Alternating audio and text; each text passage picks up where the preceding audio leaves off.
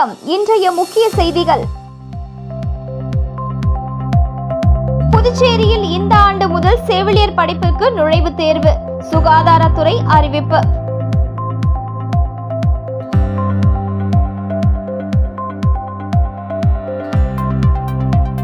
வங்கக்கடலில் குறைந்த காற்றழுத்த தாழ்வு பகுதி, புதுச்சேரி துறைமுகத்தில் 1ஆம் எண் புயல் கூண்டு ஏற்றம்.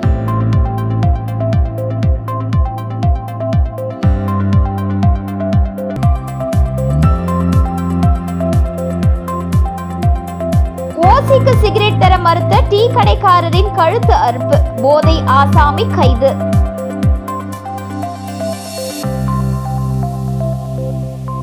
இனி விரிவான செய்திகள்.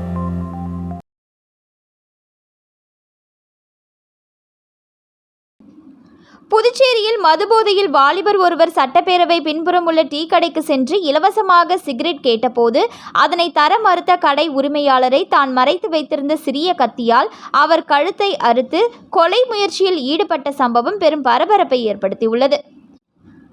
கேரள மாநிலத்தை சேர்ந்தவர் பிரபாகரன். இவர் கடந்த 40 ஆண்டுகளாக புதுச்சேரி முத்தியால்பேட்டை பகுதியில் தங்கி சட்டப்பேரவை பின்புறம் உள்ள செயின்ட் ஆன்ஸ் வீதியில் டீ கடை ஒன்று நடத்தி வருகிறார். இந்த நிலையில் இன்று காலை 11 மணியளவில் மதுபோதையில் கடைக்கு வந்த வாலிபர் ஒருவர் பிரபாகரனிடம் இலவசமாக சிகரெட் கேட்டுள்ளார். அதற்கு அவர் தர மறுக்க ஆத்திரமடைந்த அந்த வாலிபர் தான் கையில் வைத்திருந்த சிறிய கத்தியை கொண்டு பிரபாகரன் கழுத்தை அறுத்துள்ளார். பின்னர் அங்கு ரகளையில் ஈடுபட்டுள்ளார். அப்போது அவ்வழியாக வந்த பெரிய கடை காவலர்கள் ரகளையில் ஈடுபட்ட வாலிபரை பிடிக்க முயன்றபோது அவர் போதையில் தரையில் புரண்டு போலீசாருடன் செல்ல மறுத்தார். பின்னர் போலீசார் அவரை வலுக்கட்டாயமாக இழுத்து ஆட்டோவில் ஏற்றி காவல் நிலையம் அழைத்து சென்றனர்.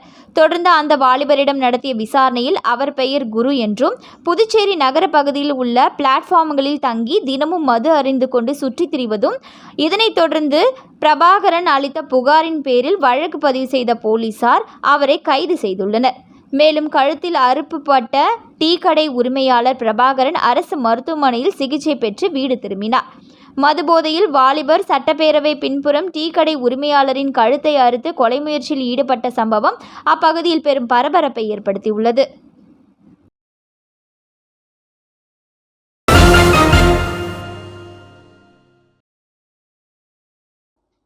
புதுச்சேரி மற்றும் காரைக்கால் துறைமுகங்களில் 1ஆம் எண் புயல் எச்சரிக்கை கூண்டு ஏற்றப்பட்டுள்ளது. வங்கக்கடலில் உருவாகிய குறைந்த காற்றழுத்த தாழ்வு பகுதி நேற்று மேற்கு, மத்திய மற்றும் அதை ஒட்டிய தெற்கு வங்கக்கடலில் ஆழ்ந்த காற்றழுத்த தாழ்வு பகுதியாக இருந்தது. தொடர்ந்து கடந்த 12 மணி நேரத்தில் வடகிழக்கு நோக்கி நகர்ந்து காற்றழுத்த தாழ்வு மண்டலமாக மாறி மத்திய வங்கக்கடலில் காலை முதல் மையம் கொண்டுள்ளது. மேலும் இது தொடர்ந்து வடகிழக்கு திசையில் நகர்ந்து மே 25ஆம் தேதி காலை கிழக்கு மத்திய வங்கக்கடலில் புயலாக வலுப்பெற வாய்ப்புள்ளதாக இந்திய வானிலை ஆய்வு மையம் தெரிவித்திருந்த நிலையில் தமிழகத்தில் 7 கடலோர மாவட்டங்களிலும் அதேபோல புதுச்சேரி மற்றும் காரைக்கால் என 9 மாவட்டங்களில் 1ஆம் எண் புயல் எச்சரிக்கை கூண்டு ஏற்றவும் அறிவுறுத்தப்பட்டிருந்தது. அதன்படி புதுச்சேரி மற்றும் காரைக்கால் துறைமுகங்களில் 1ஆம் எண் புயல் எச்சரிக்கை கூண்டு ஏற்றப்பட்டுள்ளது.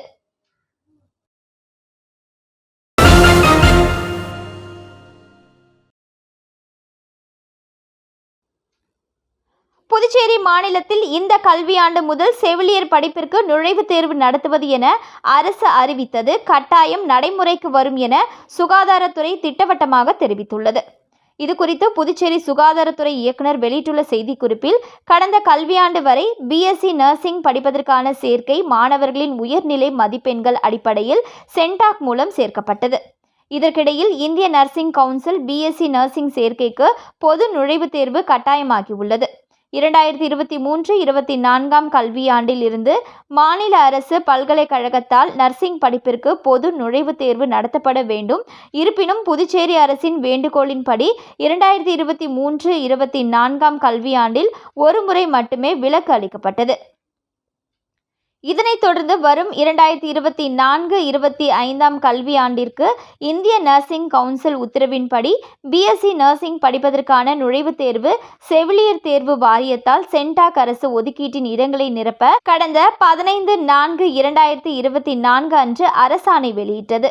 அதன்படி தேர்வு தேதி பொது நுழைவுத் தேர்வு நடத்துவதற்கான விண்ணப்ப பதிவு தொடங்கும் தேதி ஆகியவை சென்டாக் இணையதளத்தில் உரிய நேரத்தில் தெரிவிக்கப்படும் என சுகாதாரத்துறை தெரிவித்துள்ளது. இந்த கல்வியாண்டிலும் செவிலியர் படிப்பிற்கு நுழைவுத் தேர்வு நடத்தக்கூடாது என்று அரசியல் கட்சிகள், பல்வேறு அமைப்புகள், பெற்றோர், மாணவர் சங்கங்கள் தொடர்ந்து வலியுறுத்தி வந்த நிலையில் நர்சிங் படிப்பிற்கு பொது நுழைவுத் தேர்வு கட்டாயம் நடத்தப்படும் என புதுச்சேரி அரசு பிறப்பித்த உத்தரவு மாணவர்களுக்கிடையே கலக்கத்தை ஏற்படுத்தியுள்ளது.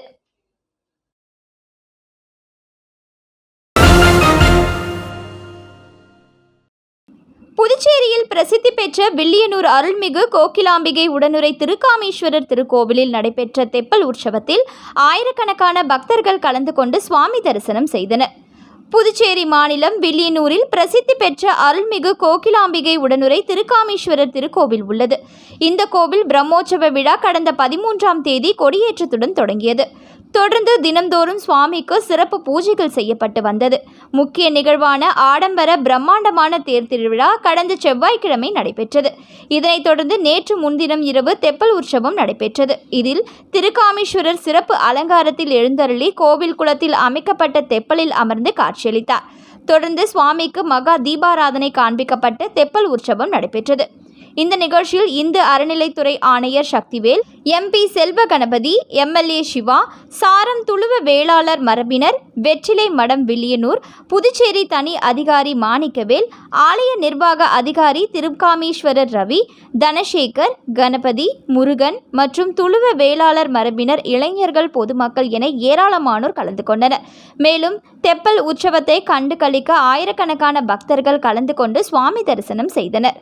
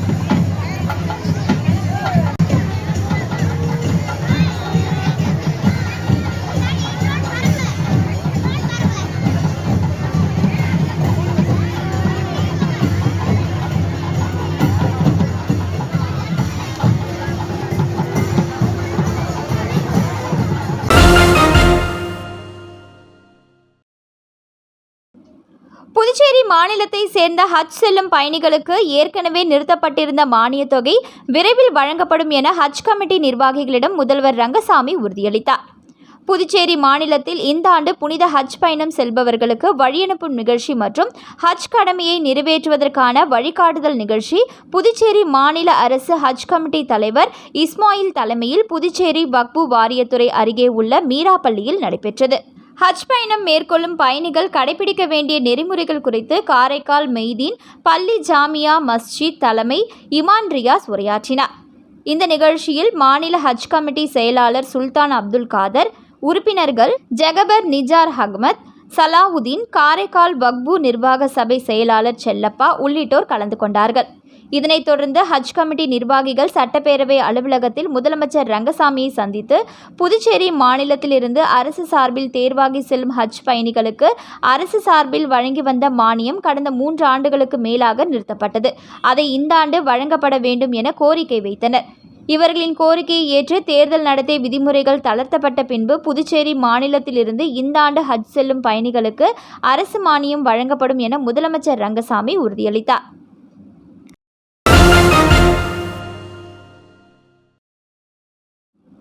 மதகடிப்பட்டில் உள்ள ஸ்ரீ மணக்குள விநாயகர் பொறியியல் கல்லூரி வளாகத்தில் எழுந்தருளி இருக்கும் ஸ்ரீ மணக்குள வித்யா விநாயகர் ஆலய அஷ்டபந்தன மகா கும்பாபிஷேகம் பல்கலைக்கழகத்தின் வேந்தரும் ஸ்ரீ மணக்குள விநாயகர் கல்வி குழும தலைவர் மற்றும் மேலாண் இயக்குநருமான தனசேகரன், ஸ்ரீ மணக்குள விநாயகர் கல்வி குழும செயலாளர் டாக்டர் நாராயணசாமி கேசவன், ஸ்ரீ மணக்குள விநாயகர் கல்வி குழும பொருளாளர் ராஜராஜன், ஸ்ரீ மணக்குள விநாயகர் கல்வி குழும உறுப்பினர்கள், ஸ்ரீ மணக்குள விநாயகர் பொறியியல் கல்லூரியின் இயக்குனர் மற்றும் முதல்வர் முனைவர் வெங்கடாச்சலபதி மற்றும் ஸ்ரீ சிவஞான பாலய சுவாமிகள் முன்னிலையில் வியாழக்கிழமை நடைபெற்றது. மேலும் இதில் முதல் யாகசாலை பூஜைகள் நடைபெற்று மகா கும்பாபிஷேகம் வெகு விமர்சையாக நடைபெற்றது. இவ்விழாவில் தேர்வு கட்டுப்பாட்டாளர், கல்லூரியின் அனைத்து துறை டீன்கள், துறை தலைவர்கள், பேராசிரியர்கள், மாணவர்கள் கலந்து கொண்டனர். மேலும் ஸ்ரீ மணக்குள விநாயகர் மருத்துவக் கல்லூரி மருத்துவமனை, மயிலம் பொறியியல் கல்லூரி, Manakula Vinayagar institute of technology கல்லூரியின் இயக்குநர்கள், முதல்வர்கள் மற்றும் பேராசிரியர்களும் கலந்து கொண்டனர். மேலும் மதகடிப்பட்டு களித்தீர்த்தால் குப்பம் ஊர் முக்கியஸ்தர்கள், உள்ளூர் பக்தர்கள், பொதுமக்கள் மற்றும் திரளான மெய்யன்பர்கள் கலந்து கொண்டு ஸ்ரீ மணக்குள வித்யா விநாயகரின் அருளை பெற்றனர்.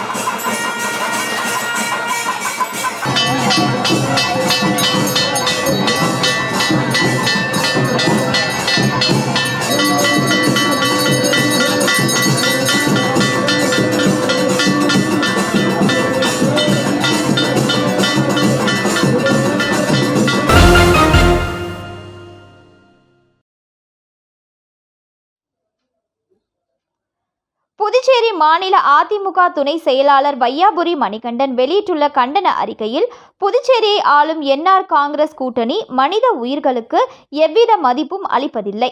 அவர்களுக்கு வாக்கு வங்கியாக மட்டுமே கணக்கிட்டு செயல்பட்டு வருவது மிகுந்த வேதனையை அளிக்கிறது. புதுச்சேரி மாநிலம் முழுவதும் தெருநாய்களின் தொல்லை கட்டுக்கடங்காமல் அதிகரித்துவிட்டது. வீதிகளில் வாகனங்களில் செல்வோரையும் நடந்து செல்வோரையும் தெருநாய்கள் விரட்டுகின்றன. சாலையில் தனியாக செல்லும் குழந்தைகளை நாய்கள் விரட்டி கடிக்கின்றன. இதனால் கோடை விடுமுறையில் வீதிகளில் குழந்தைகள் விளையாட விடுவதற்கு கூட முடியாத அளவிற்கு பெற்றோர்கள் கடுமையான அச்சத்தில் ஆழ்ந்துள்ளனர். சில ஆண்டுகளுக்கு முன்பு புதுச்சேரி மாநிலத்தில் குழந்தை ஒன்று தெருநாய் கடித்து உயிர் பலியான கோர சம்பவம் நிகழ்ந்ததை ஆட்சியாளர்களும் அதிகாரிகளும் மறந்துவிட்டனர்.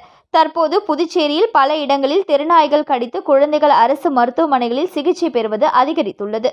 புதுச்சேரி மாநிலம் முழுவதும் தெருநாய்களால் மிகவும் அபாயகரமான சூழ்நிலை நிலவுகிறது. முன்கூட்டியே அசம்பாவிதத்தை தடுக்க புதுச்சேரி அரசு, உள்ளாட்சித்துறை, நகராட்சி நிர்வாகங்கள், கொம்யூனியன் பஞ்சாயத்து நிர்வாகங்கள் எந்த முன்னெச்சரிக்கை நடவடிக்கையும் மேற்கொள்ளாமல் கைகட்டி வேடிக்கை பார்க்கின்றன. எதற்கெடுத்தாலும் பிராணிகள் நல வாரியம், பிராணிகள் நல அமைப்பினர் தடையாக உள்ளனர் என அவர்கள் மீது பழி போட்டு தங்கள் இயலாமையை மூடி மறைத்து வருகின்றனர். தெருநாய்களுக்கு முக்கியத்துவம் அளிக்கும் எவரும் மனித உயிர்களுக்கு முக்கியத்துவம் தராமல் இருக்க மாட்டார்கள். பிராணிகள் நல வாரியம், பிராணிகள் நல அமைப்பினருடன் பேசி தெருநாய்களை கட்டுப்படுத்த தேவையான உரிய நடவடிக்கை எடுக்க வேண்டும். பிராணிகள் நல வாரியத்தின் அறிவுறுத்தல்களை பின்பற்றி புதுச்சேரியில் தெருநாய்களின் பெருக்கத்தை கட்டுப்படுத்த வேண்டும் என தெரிவித்துள்ளார்.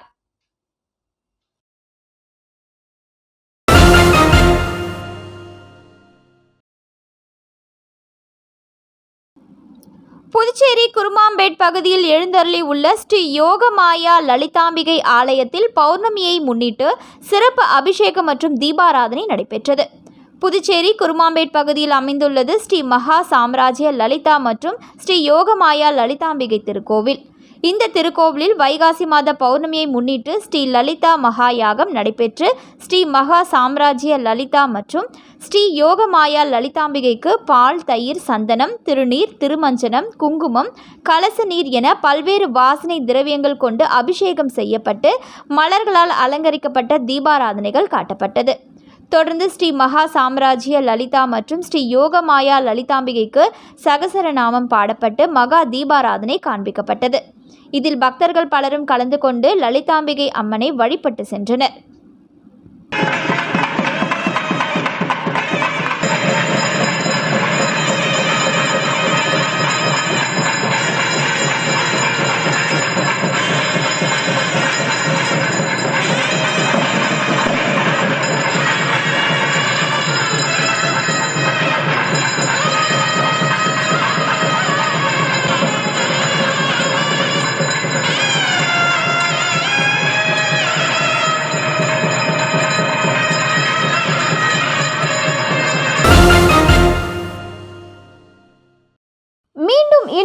முக்கிய செய்திகள்.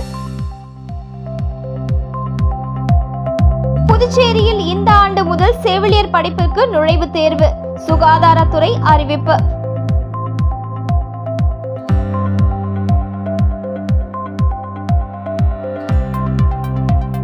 வங்கக்கடலில் குறைந்த காற்றழுத்த தாழ்வு பகுதி, புதுச்சேரி துறைமுகத்தில் 1ஆம் எண் புயல் கூண்டு ஏற்றம்.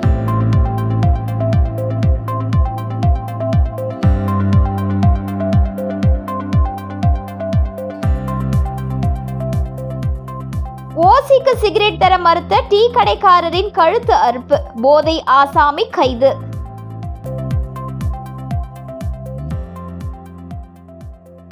இத்துடன் இன்றைய செய்திகள் நிறைவடைந்தன. வணக்கம்.